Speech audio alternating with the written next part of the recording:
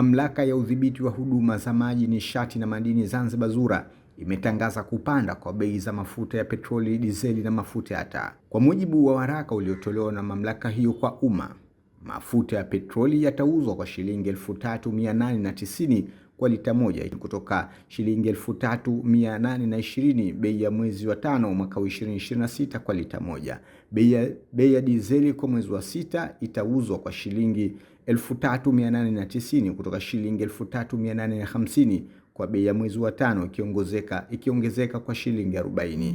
Na mafuta ya taa yamepanda kutoka shilingi 3,850 mwezi wa 5 hadi shilingi 4,341 kwa mwezi wa 6 2026, ikiwa ni ongezeko la shilingi 491 kwa lita moja. Kwa mujibu wa waraka wa ZURA, ongezeko hilo linatokana na kupanda kwa bei ya mafuta katika soko la dunia. Hata hivyo, Serikali ya Mapinduzi ya Zanzibar inaendelea kutoa ruzuku kwa mafuta ya petroli na dizeli kwa lengo la kulinda ustahimilivu wa bei na kupunguza makali na athari kwa wananchi.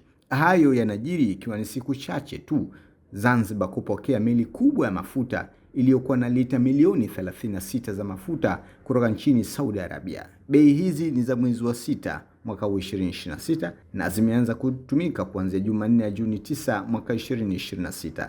Taarifa hii imenukuliwa kutoka waraka wa kitengo cha uhusiano mamlaka ya udhibiti wa huduma za maji na nishati Zanzibar ZURA.